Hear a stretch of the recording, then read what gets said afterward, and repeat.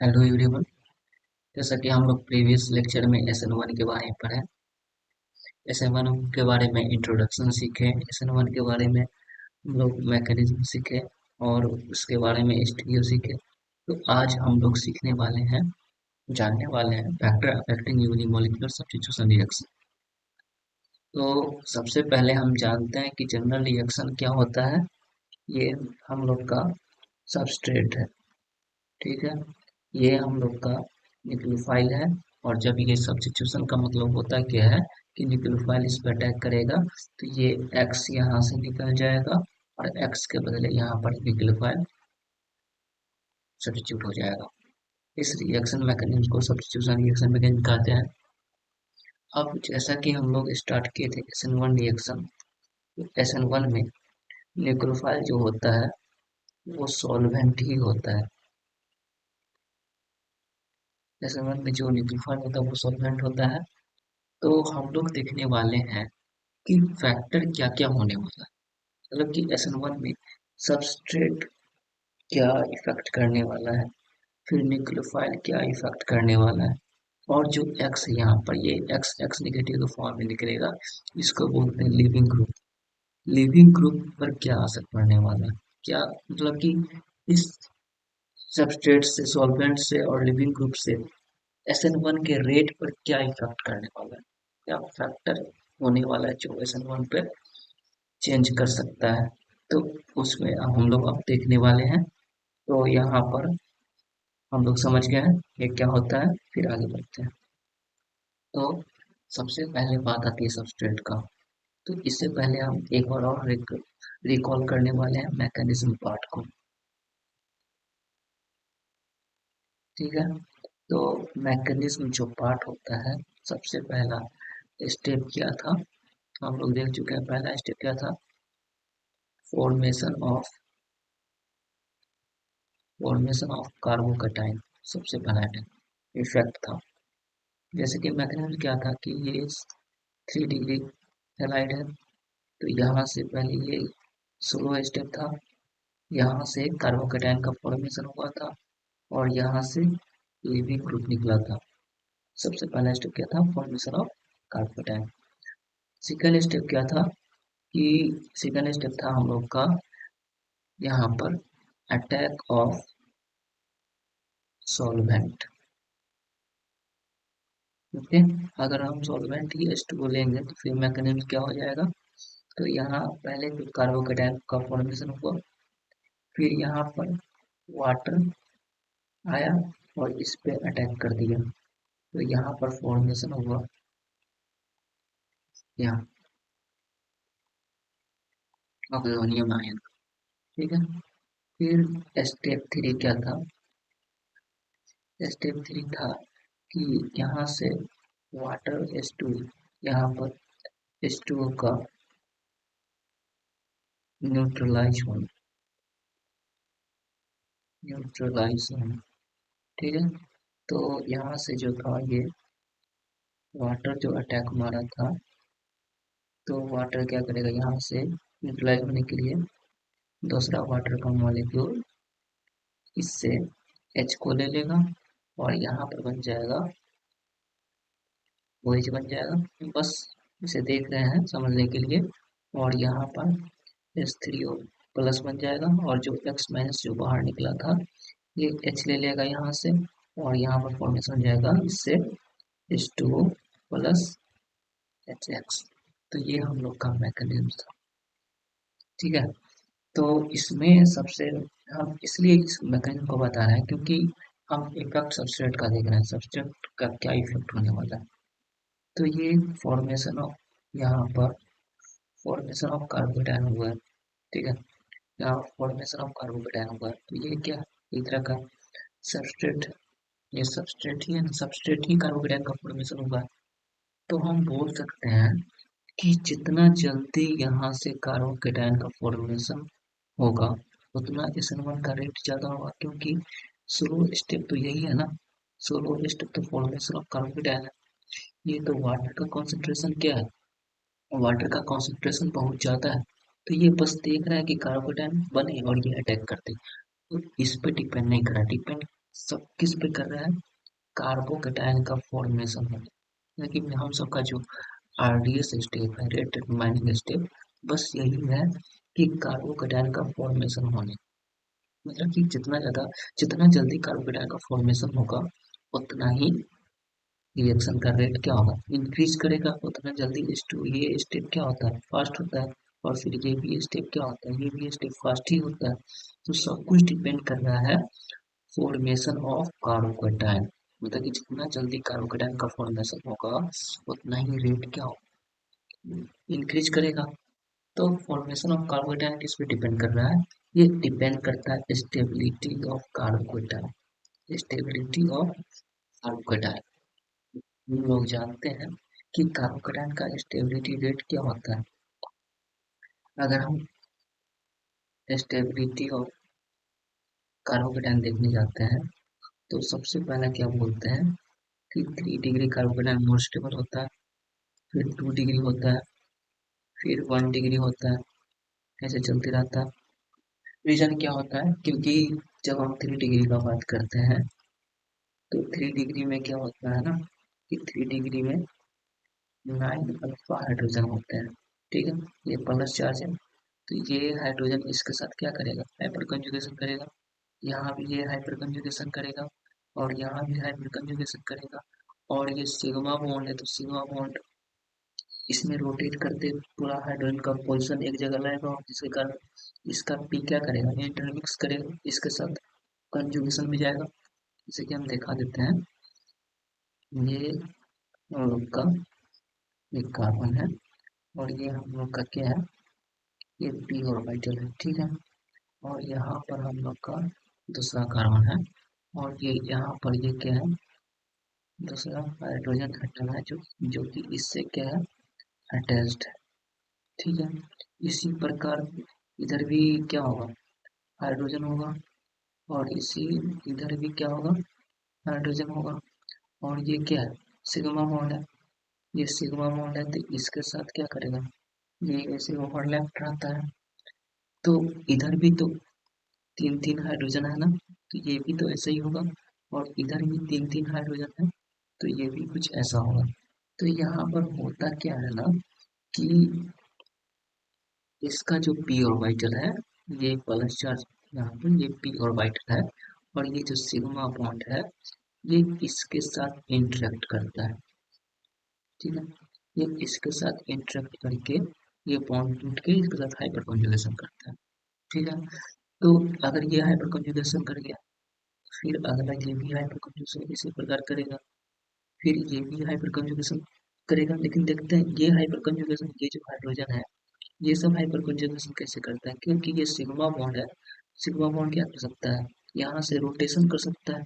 ठीक है, तो रोटेशन करेगा यहाँ पर से, तो ये मान लेते हैं कि ये H1 है और ये H2 है, ये H3 है। तो रोटेशन करने के बाद तो फिर यहाँ पर H2 आ जाएगा, तो इसके पी ऑर्बिटल के पैरेलल ये भी H2 वाला हो जाएगा। इसी प्रकार से ये भी रोटेशन करके तो यहाँ पर आ सकता है ना, तो इसका जो ये बॉन्ड जो है ये इसके पैरेलल आ जाएगा ना, ये भी हाइपर कंजुगेशन करेगा। तो जस्ट सेम ये भी सब क्या करता है, इसी तरह से ये 9 अल्फा हाइड्रोजन इसके साथ हाइपर कंजुगेशन करता है, जिसके कारण हाइपर कंजुगेशन करने से डेल प्लस का एक्सटेंट क्या होता है, चार्ज का एक्सटेंट, एक्सटेंट क्या होता है, एक्सटेंट डिक्रीज होता है। डेल प्लस का चार्ज का एक्सटेंट क्या होता है, डिक्रीज करता है। चार्ज डिक्रीज होता है इसका मतलब क्या, स्टेबिलिटी क्या होगा, स्टेबिलिटी इंक्रीज करेगा। और हम लोग देखे हैं कि जितना ये क्या है, कार्बोकेटायन है, तो जितना स्टेबल कार्बोकेटायन होगा उतना ही रेट क्या होगा, रेट इंक्रीज करेगा। ठीक है, इसलिए 3 डिग्री में जो होता है 9 अल्फा हाइड्रोजन होता है, तो 9 अल्फा हाइड्रोजन एक साथ हाइपर कंजुगेशन करता है, इसलिए 3 डिग्री का रेट क्या होता है, फास्ट होता है। ठीक है, ये बात समझ में आ गया होगा। लेकिन जब 2 डिग्री में देखने जाएंगे तो 2 डिग्री में क्या होगा, ये एक मिनट के लिए प्लस मान लेते हैं, ये एच मान लेते हैं, ये CH3 है और यहाँ पर भी क्या है, CH2H है। तो यहाँ पर क्या है, ये 2 डिग्री है ना, तो ये वाला हाइड्रोजन इसके साथ का हाइपर कंजुगेशन करेगा तो यहाँ पर अल्फा हाइड्रोजन कितना है, यहाँ पर अल्फा हाइड्रोजन 6 है। ठीक है, ये वाला हाइपर कंजुगेशन करेगा नहीं करेगा, क्या है कि ये अल्फा पोर्शन पर नहीं है, ये इसी कार्बोकेटाइन के पोर्शन पर लगा हुआ है, तो इसमें कोई हाइपर कंजुगेशन नहीं होगा। ठीक है, तो यहाँ पर 9 अल्फा हाइड्रोजन और ये इसका प्लस चार्ज का एक्सटेंट को क्या करेगा, डिक्रीज करेगा, तो ये स्टेबल जाता। लेकिन यहाँ पर 6 है, अल्फा हाइड्रोजन कम गया ना, कमेगा तो कम ही प्लस चार्ज को स्टेबल कर पाएगा। अगर हम ले लेते हैं यहाँ पर हम लोग सॉरी एक मिनट के लिए, कि यहाँ पर हाइड्रोजन नहीं होना चाहिए, तो ये ठीक है, और यहाँ पर हम लोग लेने वाले हैं, ये प्लस चार्ज लेने वाले हैं, और यहाँ पर आगे ये। अब एक मिनट के लिए एक और चीज फिर देख लेते हैं कि ये हाइड्रोजन को हटा दिए, ठीक है, और यहाँ पर फिर ये कार्बन और ये हाइड्रोजन देख लेते हैं। ठीक है, तो यहाँ पर ये हाइड्रोजन हाइपर कंजुगेशन नहीं करेगा, ये भी हाइड्रोजन हाइपर कंजुगेशन नहीं करेगा, क्योंकि इसी कार्बोकेटाइन पर है ना, तो कोई हाइपर कंजुगेशन नहीं होगा। लेकिन ये वाला क्या करेगा, ये वाला भी और ये वाला भी हाइपर कंजुगेशन करेगा। ये पी ऑर्बिटल है, तो ये पी ऑर्बिटल के हाइड्रोजन प्लेन में आ जाएगा, और प्लेन में आने के बाद क्या करेगा, हाइपर कंजुगेशन करेगा। तो यहाँ पर कितना अल्फा हाइड्रोजन, यहाँ पर अल्फा हाइड्रोजन है 3। ठीक है, तो स्टेबिलिटी हम क्या लिखेंगे, स्टेबिलिटी का कार्बोकेटाइन का स्टेबिलिटी क्या लिखेंगे, स्टेबिलिटी ऑफ कार्बोकेटाइन, तो हम लिखेंगे सबसे अच्छा किस में रहा, 3 में, फिर 2 में रहा, फिर 1 में। 3 में क्यों रहा, क्योंकि 3 में हम देख रहे हैं यहाँ पर 3 में जो है, 3 में 9 अल्फा हाइड्रोजन। ठीक है, 2 डिग्री में कितना अल्फा हाइड्रोजन रहा, 6, और 1 डिग्री में कितना रहा, 3 रहा, इसलिए इसका ऑर्डर ये रहेगा। और हम आगे क्या बोल सकते हैं कि रेट क्या होगा, rate of SN1 reaction directly proportional to stability of carbocation. और हम क्या इसी के इनडायरेक्टली क्या बोल सकते हैं, फॉर्मेशन ऑफ कार्बोकेटाइन, क्योंकि हम जानते हैं कि कार्बोकेटाइन का फॉर्मेशन कब होगा, जब वो स्टेबल होगा तभी होगा। तो जितना ज्यादा कार्बोकेटाइन स्टेबल होगा उतना ज्यादा ही फॉर्मेशन होगा, और वो सब कुछ डिपेंड करेगा कि रेट पे। ठीक है, तो स्टेबिलिटी ऑफ कार्बोकेटाइन जितना ज्यादा स्टेबल होगा उतना ज्यादा रेट होगा। तो रेट ऑफ SN1 रिएक्शन हम क्या बोल सकते हैं, किसमें होगा, 3 डिग्री कार्बोकेटाइन में। ठीक है, फिर किसमें होगा, 2 डिग्री कार्बोकेटाइन में, फिर किसमें होगा, फिर 1 डिग्री कार्बोकेटाइन में। ठीक है, तो हम लोग भी सीखने वाले हैं कि कौन कौन सा रिएक्शन, कौन कौन सा सबस्ट्रेट, ठीक है, कौन कौन सा सबस्ट्रेट हमारा जो ये मतलब कि SN1 रिएक्शन दे सकता है। ठीक है, कौन कौन सा सबस्ट्रेट SN1 रिएक्शन दे सकता है, और हम वो भी देखेंगे कौन कौन सा सबस्ट्रेट SN1 रिएक्शन नहीं देगा, और कौन देगा। तो अब हम स्टार्ट करने वाले हैं कौन कौन सा सबस्ट्रेट SN1 रिएक्शन देगा और कौन सबस्ट्रेट SN1 रिएक्शन नहीं देगा। ओके, सबस्ट्रेट का SN1 रिएक्शन दे सकता है। तो अगर हम कार्बोकेटाइन में सिंपली कार्बोकेटाइन का बात करें, तो ये कार्बोकेटाइन जो अभी हम तुरंत पढ़ के आए हैं, ये 3 डिग्री वाला तो आराम से दे सकता है हमें,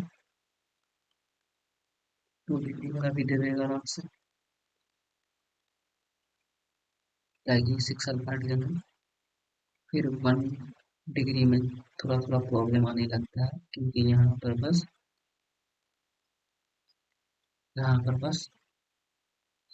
3 अल्फा हाइड्रोजन है।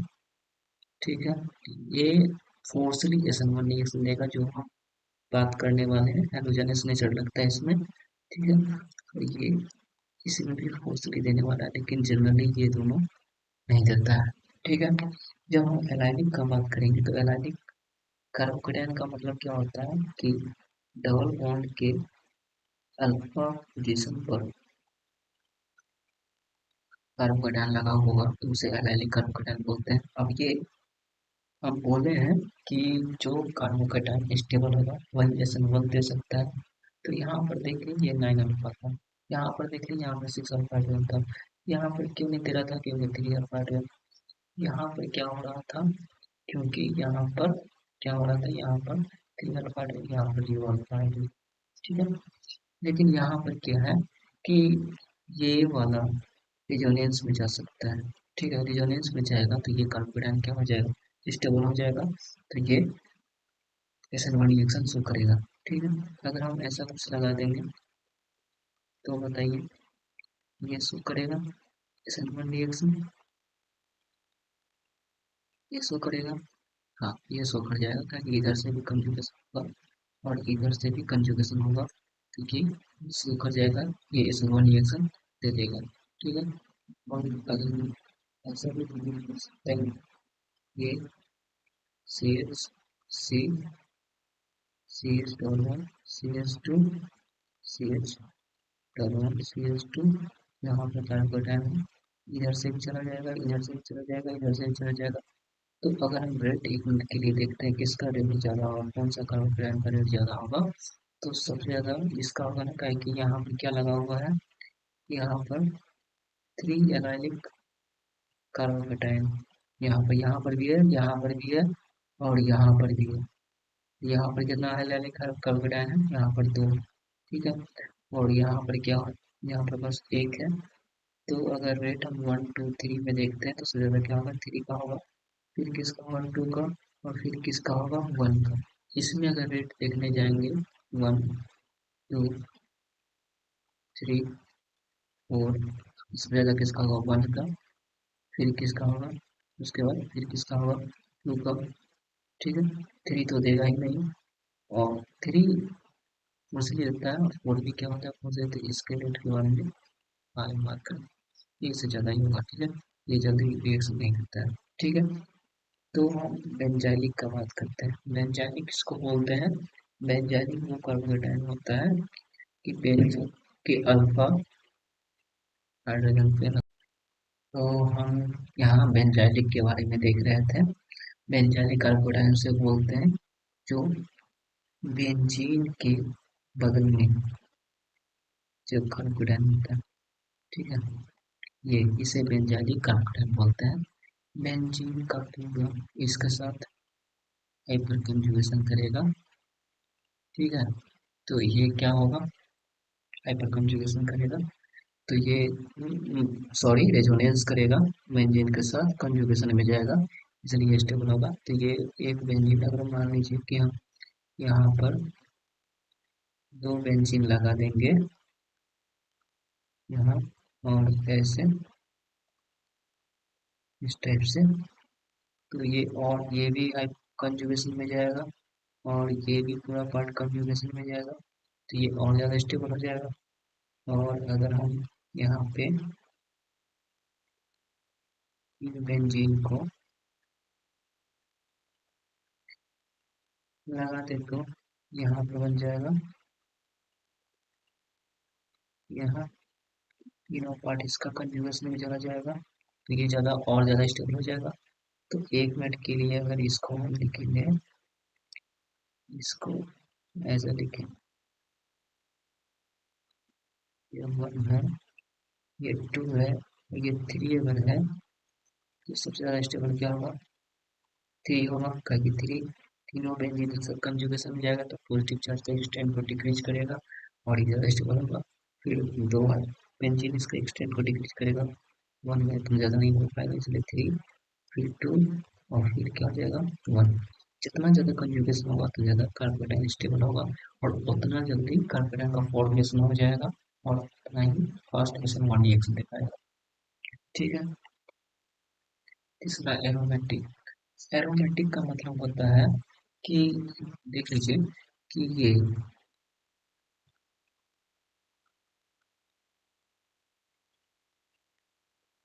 हम ले लेते हैं, अगर यहाँ से सीएल बाहर निकलेगा तो यहाँ पर ट्रोपोलियम आयन का फॉर्मेशन हो जाता है।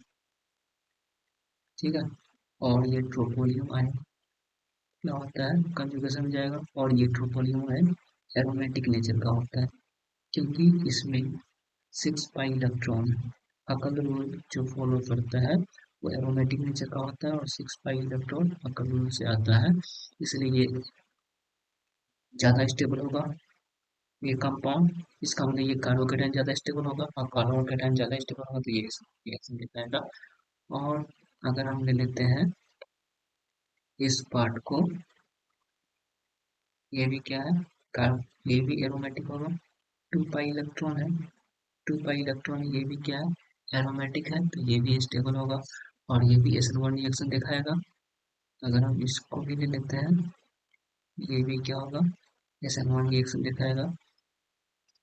समझ में आ रहा है?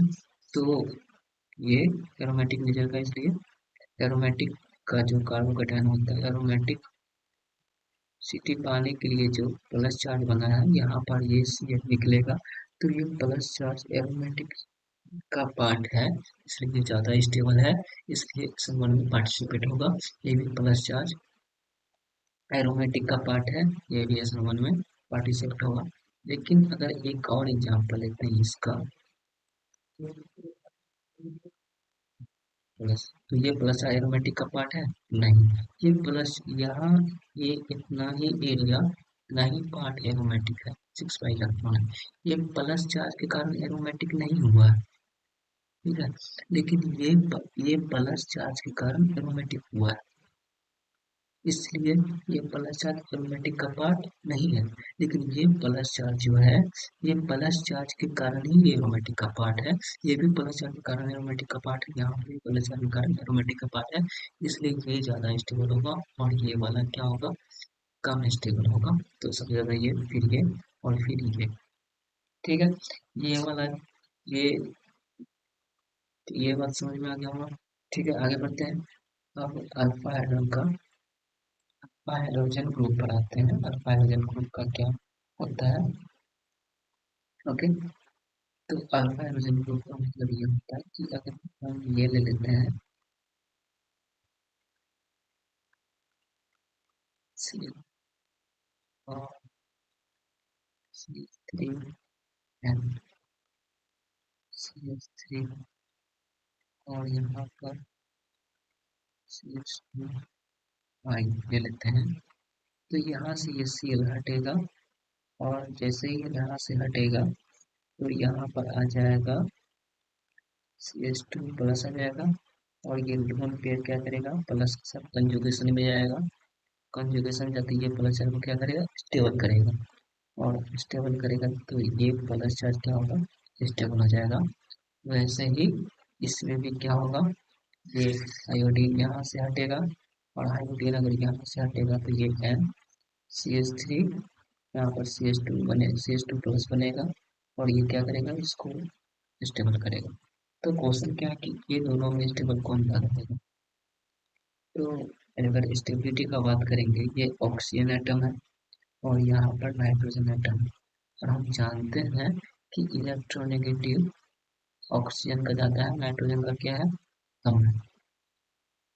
तो अगर ऑक्सीजन का इलेक्ट्रोनेगेटिव ज़्यादा है तो ऑक्सीजन इलेक्ट्रॉन को होल्ड करके रखेगा, लेकिन नाइट्रोजन इलेक्ट्रॉन को उतना होल्ड करके नहीं रखेगा। अगर उतना होल्ड करके नहीं रखेगा तो ये तुरंत इलेक्ट्रॉन को डोनेट कर देगा प्लस चार्ज पे, तो प्लस चार्ज का एक्सटेंट क्या होगा, डाउन हो जाएगा, और एक्सटेंट डाउन होता है, ये क्या होगा, स्टेबल होगा। लेकिन यहाँ पर लेकिन यहाँ पर ये ऑक्सीजन का इलेक्ट्रोनेगेटिव ज़्यादा है, तो ये जल्दी इसको डोनेट नहीं करेगा, तो इसलिए ये कम स्टेबल होगा, और ये क्या होगा, ज़्यादा स्टेबल होगा, तो स्टेबिलिटी का ये बटन होगा। ठीक है, तो आगे बढ़ते हैं हम लोग हैलोजन एस्नेचर पे। तो अगर हैलोजन एस्नेचिंग का बात करेंगे, तो एक एग्जांपल लिखते हैं, CH3, और सॉरी एक मिनट के लिए, यहाँ पे लिख देते हैं CH2 ठीक है। और हम जानते हैं कि ये SN1 रिएक्शन उतना अच्छा नहीं देता, मतलब ये SN1 रिएक्शन स्लो देता है, और SN2 रिएक्शन क्या देता है, फास्ट देता है। तो कारण क्या? क्योंकि ये इसके पास अल्फा हाइड्रोजन क्या है? 3 है। अगर अल्फा हाइड्रोजन 3 है तो ज़्यादा हाइपर कंजुगेशन नहीं होगा। इसका मतलब क्या? प्लस चार्ज उतना ज़्यादा स्टेबल नहीं होगा, और प्लस चार्ज उतना ज़्यादा स्टेबल नहीं होगा, इसका मतलब ये है कि ये अच्छा SN1 रिएक्शन नहीं देगा। तो इसको SN1 रिएक्शन अच्छा देने के लिए हमें क्या करना पड़ेगा, जो इजीली में देते हैं। तो अगर हम यहाँ पर इसमें हैलोजन स्नेचिंग ग्रुप लगा दें, ठीक है, तो यहाँ पर अगर Ag रख देंगे, तो Ag के पास वैकेंटी ऑर्बिटल है, तो ये क्या करेगा, इसको इसलिए खींच लेगा, इसके साथ शेयर चिलेशन करेगा, चिलेशन करने के बाद यहाँ से शेयर क्या हो जाएगा, हट जाएगा। ये स्टेबल नहीं है, फिर भी ये कार्बोकेटाइन दे रहा है, क्योंकि यहाँ पर ये मिलके क्या बनाएगा, AgCl PPT बनाएगा। AgCl PPT क्या होता है, स्टेबल होता है। तो अब यहाँ पर कार्बोकेटाइन बन गया, तो कार्बोकेटाइन क्या हो जाएगा, ये SN1 रिएक्शन दे देगा। तो यहाँ पर ये भी तो दे सकता है, CH3Cl, और यहाँ पर Ag दे दे या पीटी दे दे, तो ये क्या करेगा, सिलेक्शन करके यहाँ निकलेगा, ये ग्रुप यहाँ से निकल जाएगा, और यहाँ से निकलने के बाद CH3+ दे देगा, और यहाँ पर AgCl चाहे PdCl बनेगा, और ये SN1 रिएक्शन फोर्स, ये ये फोर्सली ये रिएक्शन जो दे रहा है, ये रिएक्शन जो दे रहा है यहाँ पर, ये रिएक्शन यहाँ पर जो दे रहा है, ये रिएक्शन फोर्सली रिएक्शन होती है। फोर्सफुली ये जो Ag है, इस Cl को बाहर निकाले, क्योंकि ये AgCl PPT ज़्यादा स्टेबल होता है, इसलिए इसको बाहर निकालना। ठीक है, तो एक और चीज हमको जानना है, इससे पहले एक चीज हम देख लेते हैं कि पीपीटी, अगला पीपीटी पर जाके इसको देखते हैं। यहाँ पर जो, तो ये है डांसिंग रेजोनेंस, जिसके बारे में हमको थोड़ा जान लेते हैं, जो कि ये भी कार्बोकेटाइन को स्टेबल करता है। ठीक है, तो वो पहले हम देख लेते हैं क्या इसका फंडा क्या है समझने का। तो सबसे पहले ये है ना कि डांसिंग रेजोनेंस रेजोनेंस ये इसका IUPAC जो बुक में नाम है वो साइक्लोप्रोपेन मिथाइलियम आयन। इसका मतलब ये होता है कि अगर इसका स्ट्रक्चर वाइज देखेंगे, तो यहाँ पर क्या होगा, ये ऐसे करके होगा, ठीक है, और यहाँ पर क्या क्या होगा, प्लस चार्ज होगा, ठीक है। तो ये जो साइक्लोप्रोपेन जो नाम दिया गया है, ये इसके कारण का है कि ये जो प्रोपेन है, ये साइक्लोप्रोपेन है, और मेथाइलियम आयन इसके कारण दिया गया है, ठीक है। तो ये है मेथाइलियम आयन और ये है साइक्लोप्रोपेन, ओके। और इसका इसका बॉन्डिंग देखने अगर देखेंगे, तो इसका बॉन्डिंग इस प्रकार होता है। पहले इसका आउटलुक बना लेते हैं, ये है और ये, ठीक है। बॉन्डिंग थोड़ा देखते हैं क्या इसका बॉन्डिंग होता है। तो अगर बॉन्डिंग देखने जाते हैं, तो यहाँ से देखते हैं, ये जो बॉन्ड जो होता है ना, इसका ऑर्बिटल होता है ऐसे करके होता है, बेंट टाइप का होता है ये ऑर्बिटल, बेंट टाइप में, ठीक है। ये भी ऑर्बिटल यहाँ पर भी ऐसे करके होगा, और यहाँ भी ऑर्बिटल ऐसे करके होगा, ठीक है। ये भी ऑर्बिटल ऐसे करके होगा, और यहाँ भी ऑर्बिटल ऐसे करके होगा,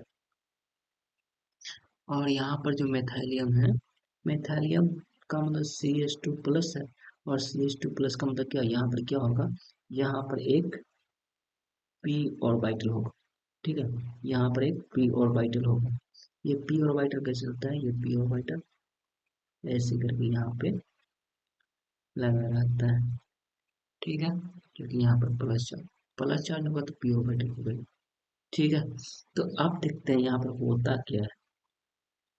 तो पहले एक कंसेप्ट देख लेते हैं यहाँ पर, कि ये जो साइक्लोप्रोपेन होता है, ये साइक्लोप्रोपेन में ये एंगल होता है, अगर ये 60 डिग्री का ये एंगल होता है, ये भी एंगल 60 डिग्री का होता है, और ये भी एंगल 60 डिग्री का होता है।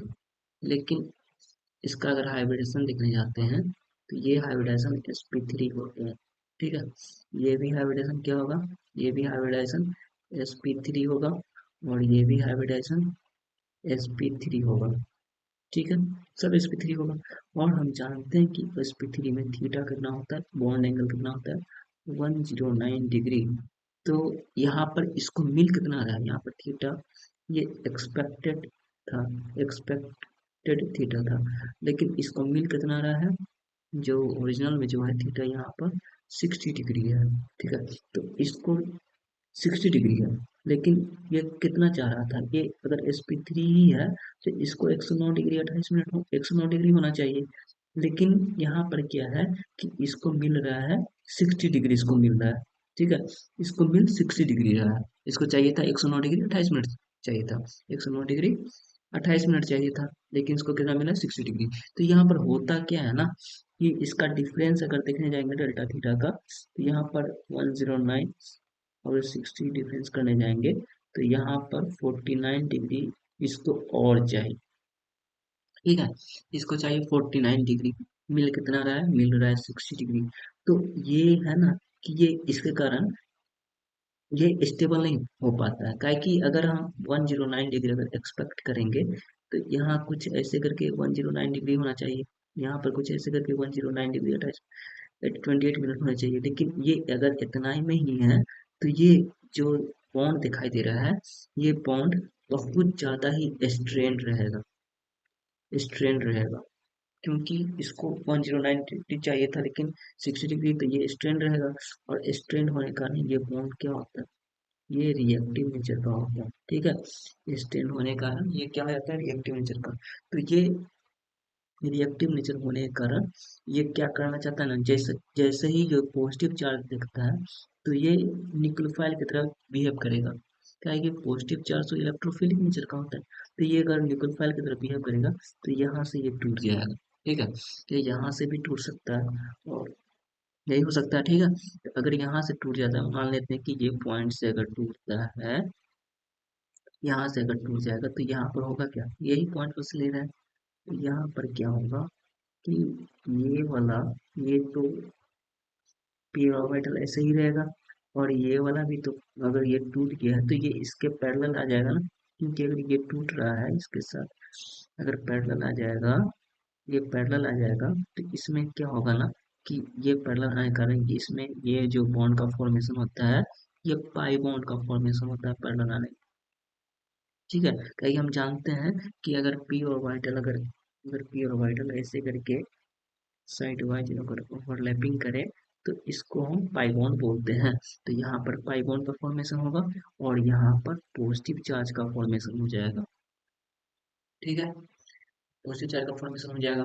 फिर अगर हम यहाँ पर इसके अकॉर्डिंग देखने जाएं, ये तो ऑर्बिटल के अकॉर्डिंग हो गया, यहाँ भी ऑर्बिटल, ये ऑर्बिटल अब नॉर्मली sp3 रहेगा, ये स्टेबल हो जाएगा, क्या है कि ये रिंग टूट गया तो अब इसमें कोई स्ट्रेन नहीं बचेगा। और क्या हो सकता है, और क्या हो सकता है, ये बॉन्ड इधर भी आके जा सकता है, वो हम अभी कुछ देर में अभी तुरंत समझेंगे। वे ये इसके अकॉर्डिंग हम देखने आते हैं, ये सॉलिड बॉन्ड लाइन के अकॉर्डिंग हम देखते हैं क्या होता है। इससे कंसेप्ट और क्लियर होगा, ये तो समझ में आ गया होगा जो पी ऑर्बिटल कैसे बन रहा है, यहाँ पर पाई बॉन्ड कैसे बन रहा है, तो यहाँ से ये भी समझ में आएगा कि क्या हो रहा है यहाँ पे। ठीक है, तो यहाँ पर प्लस चार्ज, अब ये ऐसे करके टूटेगा, कहे कि ये इलेक्ट्रोफाइल दिखेगा, तो ये पूरा इलेक्ट्रॉन यहाँ पर ये इलेक्ट्रॉन यहाँ पर बॉन्डेड होता है, तो ये इलेक्ट्रॉन यहाँ चल जाएगा। अगर इलेक्ट्रॉन यहाँ चल जाएगा तो यहाँ पर क्या होगा, यहाँ पर पॉजिटिव चार्ज होगा और यहाँ पर नेगेटिव चार्ज होगा, और यहाँ पर क्या होगा, पॉजिटिव चार्ज होगा। और ये पॉजिटिव चार्ज नेगेटिव चार्ज मिलके यहाँ पर क्या बना देगा, यहाँ पर बॉन्ड का फॉर्मेशन कर देगा, और यहाँ पर क्या हो जाएगा, डबल बॉन्ड, और यहाँ पर ये पॉजिटिव चार्ज हो जाएगा। और हो सकता है कि ये भी बॉन्ड ऐसे करके आ जाए, ये भी इलेक्ट्रॉन ऐसे करके आ जाए। अगर इलेक्ट्रॉन ऐसे करके आ रहा है तो यहाँ पर भी फिर सेम टू सेम वैसे ही होगा ना, यहाँ पर क्या बन जाएगा, पॉजिटिव, यहाँ पर क्या बनेगा, पॉजिटिव, और यहाँ नहीं नहीं, यहाँ पर सॉरी, यहाँ पर नेगेटिव बन जाएगा, और यहाँ पर क्या बन जाएगा, पॉजिटिव। ये फिर पाई बॉन्ड का फॉर्मेशन यहाँ पर कर लेगा, तो यहाँ पर पाई बॉन्ड का फॉर्मेशन जैसे ही करेगा तो ये कुछ ऐसा नेगेटिव बन जाएगा, ये यहाँ पर ऐसा पॉजिटिव बन जाएगा। ठीक है, तो यहाँ पर ये बना है, तो ये फिर क्या हो सकता है कि ये बॉन्ड फिर यहाँ पर अटैक कर दे। अगर यहाँ पर फिर अटैक करेगा तो यहाँ पर कुछ ऐसा बन सकता है ना, क्योंकि अगर यहाँ पर अटैक कर रहा है तो यहाँ पर अटैक करेगा तो पहले यहाँ पर नेगेटिव बनेगा और यहाँ पर पॉजिटिव बनेगा, ये फिर नेगेटिव पॉजिटिव फिर ये बन जाएगा। ठीक है, ये बात समझ में आ रहा है। तो हम यहाँ पर क्या देखें कि अगर बॉन्ड यहाँ से टूट रहा है तो इधर पॉजिटिव बन रहा है, तो ये वाला बॉन्ड क्या हो रहा है, यहाँ पर ये वाला बॉन्ड क्या हो गया, यहाँ पर ये वाला बॉन्ड यहाँ से ब्रेक हो गया। ठीक है, और यहाँ पर अगर ये वाला बॉन्ड रिजोनेंस में जा रहा है तो ये वाला बॉन्ड भी क्या हो गया, ब्रेक हो गया, क्या कि ये एक तरह का रेजोनेंस ही है जो कि बॉन्ड को तोड़ रहा है। ठीक है, तो यहाँ पर हम और इसका अगर रिजोनेंस हाइब्रिड बनाने चाहेंगे तो हम लोग क्या देखने वाले हैं कि ये रिजोनेंस हाइब्रिड में क्या होगा कि ये कुछ ऐसा बनेगा। ऐसा ही कुछ बनेगा रिजोनेंस हाइब्रिड में। ठीक है, क्योंकि यहाँ पर देखिए रिजोनेंस हाइब्रिड क्या होता है, जो पाई बॉन्ड का पोजीशन कैसा हो रहा है, यहाँ पर पाई बॉन्ड बन रहा है टूट रहा है, यहाँ पर पाई बॉन्ड बन रहा है टूट रहा है, मतलब कि ये सिग्मा बॉन्ड बन रहा है टूट रहा है, सिग्मा बॉन्ड बन रहा है टूट रहा है। तो जो फॉर्मेशन होता है और ब्रेक होता है, क्लीवेज होता है, तो उसको हम डॉटेड लाइन से दिखाते हैं, और जो ब्रेक कभी नहीं होता है उसको हम सॉलिड लाइन से दिखाते हैं। तो ये वाला बॉन्ड ब्रेक नहीं हुआ। ठीक है, देख लेते हैं, ये जो बॉन्ड था ये वाला बॉन्ड, ये बॉन्ड ब्रेक नहीं हुआ, और ये भी बॉन्ड जो मेरा ब्रेक नहीं हुआ, इसलिए हम इसको सॉलिड लाइन से दिखा दिए, और ये बॉन्ड क्या हो रहा है, टूट रहा है। ये बात समझ में आ गया, जो क्या ये, हाँ, और ये समझते हैं ये पॉजिटिव चार्ज इसलिए ज़्यादा स्टेबल है क्योंकि ये स्ट्रेन, ये जो हम अभी तुरंत बताएं कि ये बॉन्ड स्ट्रेन कर रहा है, तो ये रिलैक्सेशन, ये स्टेबल होने के कारण स्ट्रेन को तोड़ना चाहेगा। तो जैसे ही ये पॉजिटिव चार्ज देगा कि ये फास्टली इसको तोड़ के यहाँ पर ये बॉन्ड को तोड़ के ये कैसा कन्वर्ट हो जाएगा। ठीक है, तो ये तुरंत टूटेगा तो ये नेगेटिव पॉजिटिव क्या हो जाएगा, पाई बॉन्ड बनेगा। तो ये पॉजिटिव क्या होगा, पॉजिटिव को ज्यादा स्टेबल कर रहा है ना, क्या कि पॉजिटिव को डिलोकेट कर रहा है यहाँ से, फिर यहाँ भेज रहा है, फिर पॉजिटिव यहाँ आ रहा है, फिर ये इधर भी टूट रहा है, फिर पॉजिटिव, तो फिर देखिए दो जगह पर फास्टली जा रहा है, तुरंत जा रहा है, इतना फास्टली जा रहा है कि इसके कारण पॉजिटिव चार्ज क्या होगा, स्टेबल हो जाएगा। ये पॉजिटिव चार्ज क्या हो जाएगा, स्टेबल हो जाएगा। अगर पॉजिटिव चार्ज एक ही जगह पे रहता तो वो स्टेबल नहीं होता, लेकिन यहाँ पर बॉन्ड टूटने, इतना फास्टली बॉन्ड टूट रहा है, क्योंकि इसलिए फास्टली टूट रहा है क्योंकि ये बहुत ज्यादा स्ट्रेन है। तो स्ट्रेन से रिलैक्सेशन होने के लिए ये बॉन्ड को और ये बॉन्ड को तोड़ना पड़ रहा है, इसलिए ये पॉजिटिव चार्ज क्या है, ये पॉजिटिव चार्ज स्टेबल है। ठीक है, तो ये समझ में आ गया होगा। हाँ, तो इस और दूसरा बात कि इसको डांसिंग रेजोनेंस क्यों बोलते हैं, क्योंकि हम अगर इसका पिक्चर देखने जाए तो एक बार ये बॉन्ड टूट रहा है तो हमारा ये बन रहा है। ठीक है, और एक बार ये बॉन्ड टूट रहा है तो हमारा ये बन रहा है, ये बन रहा है। तो अगर हम इसको देखने जाएंगे तो एक बार ये उठ रहा है और एक बार ये उठ रहा है, मतलब कि एक बार ये अप हो रहा है, एक बार ये अप हो रहा है। तो कुछ डांस कैसा हो रहा है, अब ये भी अप हो रहा है और ये भी अप हो रहा है, एक लगातार अप हो रहा है।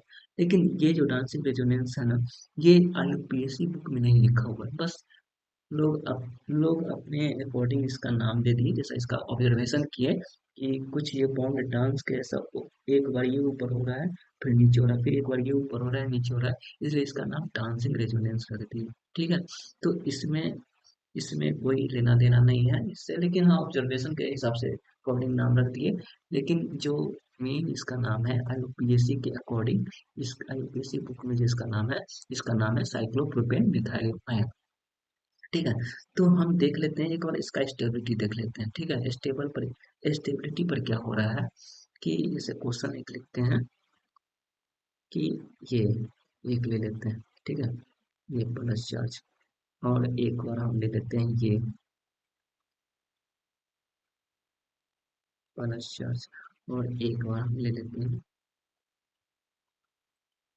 ये प्लस चार्ज। ठीक है, ये वन है, ये टू है, ये है थ्री। ठीक है, ये वन है, ये टू है और ये थ्री है, इससे पहले एक और चीज देख लेते हैं, ये डांसिंग रेजोनेंस है कि नहीं। यहाँ पर ये प्लस, ये डांसिंग रेजोनेंस होगा कि नहीं होगा। ये डांसिंग रेजोनेंस नहीं होगा क्योंकि साइक्लोप्रोपेन के अल्फा पोजीशन प्लस होना चाहिए, लेकिन ये बीटा पोजीशन पर है, इसलिए ये डांसिंग रेजोनेंस नहीं होगा। लेकिन ये क्या कर सकता है ना, यहाँ से ये हाइड्रोजन को क्या कर सकता है, हाइड्राइड शिफ्टिंग करके यहाँ पर बना सकता है पॉजिटिव चार्ज। ठीक है, अगर यहाँ पर पॉजिटिव चार्ज बना दिया तो हाँ, अब ये डांसिंग रेजोनेंस में चल जाएगा, काहे कि साइक्लोप्रोपेन के अल्फा पोजीशन पर प्लस चार्ज है। ठीक है, इसलिए ये चला जाएगा। ठीक है, तो इसमें हम स्टेबल का देखते हैं, क्या स्टेबिलिटी का ऑर्डर होगा। ये क्वेश्चन में देखते हैं स्टेबिलिटी का क्या ऑर्डर होने वाला है। तो ये प्लस है और यहाँ पर साइक्लोप्रोपेन है, तो ये डांसिंग साइक्लोप्रोपेन के अल्फा पोजीशन पर है प्लस चार्ज, ये डांसिंग रेजोनेंस में जाएगा। डांसिंग रेजोनेंस में जाएगा तो ये ज्यादा स्ट्रेन है, तो फास्टली बॉन्ड को तोड़ के यहाँ पर डबल बॉन्ड बना लेगा और इधर भी डबल बॉन्ड बना लेगा। तो ये पॉजिटिव चार्ज को स्टेबल करेगा। लेकिन यहाँ पर दो दो डांसिंग रेजोनेंस कर सकता है, इधर से भी कर सकता है और इधर से भी कर सकता है, इधर से भी करेगा और इधर से भी करेगा, इसलिए और ज्यादा ये एक्टिव होगा। इसमें देखने जाएंगे तो इसमें ये भी करेगा, ये भी करेगा और ये भी करेगा, तो ये क्या हो जाएगा, इसके कारण ये और ज्यादा स्टेबल हो जाएगा। ये जो कार्बोकेटायन है, ये फास्टली इसको इधर से करेगा, फिर इसको इधर से करेगा, फिर इसको इधर से करेगा, तो ये स्टेबल हो जाएगा। ठीक है, तो ये स्टेबल होने के कारण ये ज्यादा मतलब कि ये थ्री साइक्लोप्रोपेन के मतलब होने के कारण, थ्री साइक्लोप्रोपेन ग्रुप होने के कारण ये और भी ज्यादा स्टेबल हो जाएगा, इसका पॉजिटिव चार्ज और भी ज्यादा कंजुगेशन में जाएगा, और भी ज्यादा डिलोकलाइज्ड होगा। ठीक है, ये पॉजिटिव चार्ज और भी ज्यादा डिलोकलाइज्ड होगा, इसलिए ये ज्यादा स्टेबल होगा। सबसे ज्यादा क्या होगा, थ्री, फिर उसके बाद क्या होगा, टू, फिर उसके बाद क्या होगा, वन हो जाएगा। ठीक है, तो इसका ऑर्डर ये होने वाला है। ओके, तो ये आपको आशा करें ये आपको समझ में आ गया होगा। ओके, तो यहाँ से सीएल क्या होगा, ये क्या है, ये वाला पार्ट अगर यहाँ से सीएल निकल जाता है तो ये कुछ ऐसा बनेगा।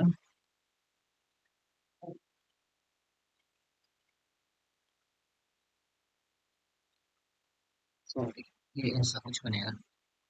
ठीक है, और ये वाला पार्ट क्या है, ये वाला जो हम लोग का पार्ट है, ये वाला जो हम लोग का पार्ट है, ये एरोमेटिक नेचर का पार्ट। ठीक है, तो एरोमेटिक है तो पहले इसके साथ हाइपर कंजुगेशन करेगा, फिर एक बात के लिए फिर ये रेजोनेंस करके यहाँ पे चल जाएगा। अगर यहाँ पर चल जाएगा फिर कैसा बनेगा,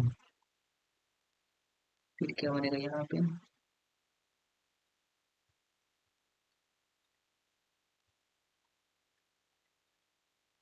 अच्छा फटाफट देख लेते हैं। यहाँ पर प्लस आया तो ये डांसिंग रेजोनेंस पे स्टेबलाइज हुआ, और दूसरा एरोमेटिक सिटी से कारण भी स्टेबलाइज हुआ। पहला एरोमेटिक कारण स्टेबलाइज हुआ कार्बोकेटायन, और दूसरा डांसिंग रेजोनेंस कारण स्टेबलाइज हुआ। फिर यहाँ पर आया तो यहाँ पर भी एरोमेटिक तो है ही, प्लस तो एरोमेटिक का पार्ट है, ऊपर से डांसिंग रेजोनेंस के कारण भी स्टेबलाइज हुआ। और फिर यहाँ पर भी तो जा सकता है, ये प्लस चार्ज अगर ये प्लस चार्ज अगर कुछ ऐसा आ जाए, ये प्लस ऐसे करके ऐसे चल जाए, कारण कि ये सेम ही डायरेक्शन निकला है, तो ये अगर ये से आया तो ये ऐसे आ जाएगा, तो यहाँ पर क्या बनेगा, यहाँ पर प्लस चार्ज हो जाएगा, यहाँ पर डबल बॉन्ड बनेगा, और यहाँ पर